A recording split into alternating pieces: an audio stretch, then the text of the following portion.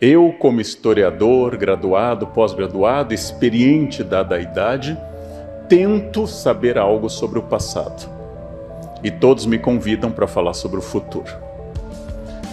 Para este gesto, eu deveria ter feito um curso mais interessante, como búzios, jogar búzios, aprender a ler borra de café, como os árabes fazem tão bem, mas eu sou obrigado a pensar a partir do momento que nós estamos, se é possível falar em perspectivas, se é possível falar de futuro.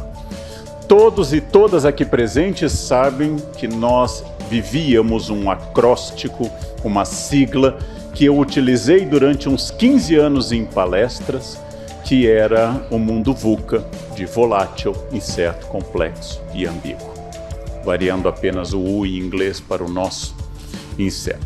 Este acróstico perdeu sentido quando, em abril do ano passado, com a aceleração de alguns processos causados pela pandemia, surgiu o acróstico BANI, de frágil, de brittle, de frágil, de ansioso, de não linear e incompreensível. O mundo é ansioso, haja vista a ascensão contínua das ações de companhias farmacêuticas que produzem remédio contra a ansiedade. Querem uma dica de investimento? Querem uma dica de futuro? Seu filho tem dúvida sobre o que fazer? Psiquiatria. Geriatria talvez, nunca pediatria. A pirâmide etária está mudando, não há futuro para pediatras, há muito futuro para psiquiatras e geriatras. O mundo mudou bastante, ficou mais acelerado e, como eu costumo dizer, o mundo para o qual eu me preparei não ocorreu. Eu tive excelente formação no meu Rio Grande do Sul natal, tive excelente formação na USP, estudei fora, especialmente França e Estados Unidos. Nenhum professor me preparou, por exemplo, para a iluminação de live. Nenhum professor me deu uma dica em Paris sobre lives. Mas, pelo contrário, insistiram com o que havia de mais recente em tecnologia, como mimeógrafos, retroprojetores, e essas coisas que hoje têm o mesmo sentido de esculpir um machado com pedra do Paleolítico. Então, a primeira característica deste mundo que acelera o processo de transformação e que vai atingir o líder é a capacidade de acompanhar mudanças que não são mais geracionais. Acompanhem, durante séculos a humanidade escreveu com penas de aves como gansos e cisnes. A partir da Revolução Industrial surgiu a ponta da pena de aço. No fim do século XVIII molhava-se no tinteiro a ponta da pena de aço, depois de mais de 1000 anos de uso de plumas de aves. No fim do século XIX surgiu a caneta tinteiro, já com a própria bombinha dentro da caneta. Na década de 1930 surgiu a esferográfica, entre uma coisa e outra, no mínimo 50 anos. E hoje, quando você leva seu iPhone do ano passado, porque ele tem um problema, o homem olha para você como se você apresentasse uma tábua de argila com escrita cuneiforme. E não tem mais nem fonte para isso, doutor. Não tem mais nem, porque isso aqui já é de abril do ano passado. Essa mudança ela é muito rápida e ela não pressupõe mais a possibilidade daquilo que fez a geração do meu pai, formado em Direito na Federal de Porto Alegre, que era receber seu diploma em 1959, colocar na parede e passar 52 anos como advogado com aquele diploma, sem nunca ter feito MBA, curso, atualização, summit e o escambau. Só aquele curso. Hoje, se você já está graduado há 5 anos, você está defasado. Se você não fez outra graduação, uma pós-graduação ou cursos.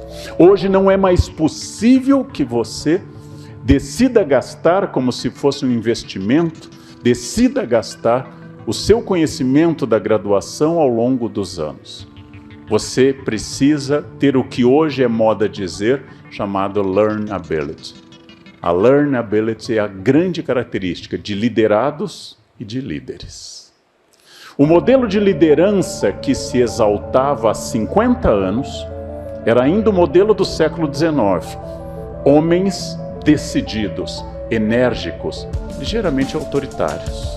Estes eram os grandes construtores de impérios. Este é o modelo do século XIX, com transição no século XX para grandes magnatas.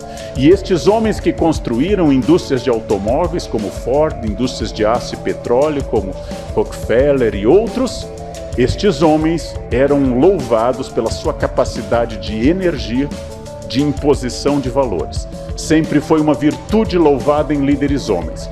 Quando as mulheres tinham as mesmas características, eram insensíveis, autoritárias ou excessivamente racionais. Isso foi uma coisa que não mudou. Tudo que é virtude nos homens é defeito nas mulheres, no mesmo campo. Então nós temos na liderança tradicional um gesto de ser iluminado. O modelo do líder do século XX é Churchill. 1940, o momento mais sombrio da história das Ilhas Britânicas. A França caiu, a Holanda caiu, a Noruega caiu, a Bélgica caiu, a Inglaterra está sozinha, lutando contra a Europa inteira. O parlamento sugere a Churchill: faça as pazes com a Alemanha, faça um acordo de paz. O Partido Conservador diz a ele: faça a paz. O rei George VI diz a ele: faça a paz. E ele diz: não se faz paz com um ditador nazista. E ele estava certo. A decisão de Churchill entre 40 e 41 de sozinho enfrentar o mundo é uma decisão que se revelou adequada, gesto de um líder que não baseava sua decisão em um mínimo múltiplo comum. Ao contrário de muitos de hoje, em que a decisão é simplesmente a soma de todas as decisões, o líder Churchill teve uma visão: precisamos resistir, lutar, que um dia os americanos entrarão nessa guerra. Um ano depois, a União Soviética, e no fim do ano seguinte, os americanos entraram na guerra. Isso mudou tudo.